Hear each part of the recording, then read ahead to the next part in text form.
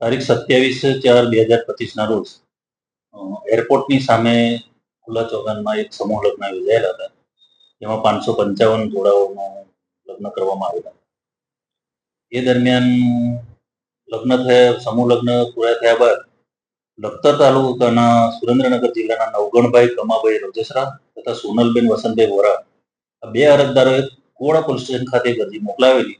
જેમાં એવા આક્ષેપો કરેલા છે કે આ જે સમૂહ લગ્ન યોજાયો હતો તેમાં જે એમને કન્યાદાનમાં મળેલા એક સોનાનો દાણો ને વીંટી ને ચાંદીની રકમ જે છે એમને ચેક કરાવતા એ ખોટું હોવાનું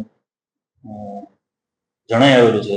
જે બાબતની અરજી એમને કોડા રોડ પોલીસ સ્ટેશન ખાતે કરેલી હતી, પરંતુ કોડા રોડ પોલીસ સ્ટેશનની હદ ન લાગતી હોય જેથી કોડા રોડ પોલીસ સ્ટેશનથી આ અરજીને ટ્રાન્સફર કરીને એરપોર્ટ પોલીસ સ્ટેશન ખાતે મોકલવામાં આવેલ છે. જે અરજીમાં એમને આક્ષેપો કરેલા છે એ પ્રમાણે જે પણ કન્યાદાનમાં મળેલી રકમો છે એ ખોટી હોવાનું જણાવ્યું હતું. બંને અરજદારોની સેમ જ અરજી છે.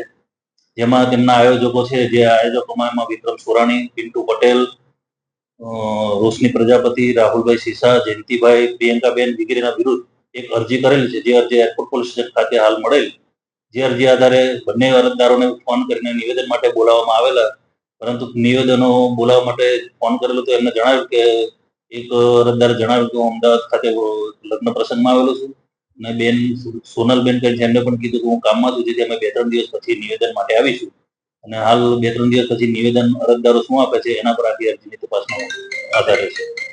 વાત કરીએ સમૂહ લગ્નની તો થોડોક સમય પહેલા એક સમૂહ લગ્નના આયોજકો લાપતા થઈ ગયા ત્યારે પોલીસ આવી હતી અને સમૂહ લગ્ન કરાવ્યા હતા.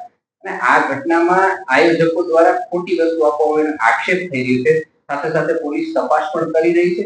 પણ કે જેની સામે આક્ષેપ થયા છે એમણે એવી કંઈક વાત કરી છે કે બધું આયોજન મારું છે, એટલે હું જે ગુનેગાર છું, બીજા કોઈ નહીં. આ અંગે શું કહેશો? નહીં, આ અંગે હજુ સુધી અરજી હાલ મળી છે. અરજીની તપાસ હવે કરવામાં આવશે. પ્રથમ તો અરજદારના નિવેદન લેવામાં આવશે અને એના પછી એની જે પણ હશે ઊંડાણપૂર્વક તપાસ કરવામાં આવશે.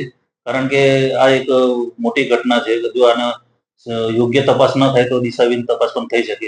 અત્યારે કેવું દિશાહીન હોઈ શકે.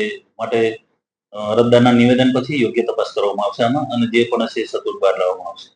ખરેખર જો ખોટું સોનું આપવામાં આવ્યું તો ગુનો નોંધી શકાય કે શું કહેશો? હા, અરજદારના નિવેદન પર આધાર છે. અરજદારના નિવેદનો શું છે, અરજદારના નિવેદન પછી આગળની પ્રક્રિયા શું છે, એમાં ઇન્વેસ્ટિગેશન શું કરવું, ઉપલા અધિકારીશ્રીઓના માર્ગદર્શન તેમજ મેળવી અને આગળની તપાસ કરવામાં આવશે.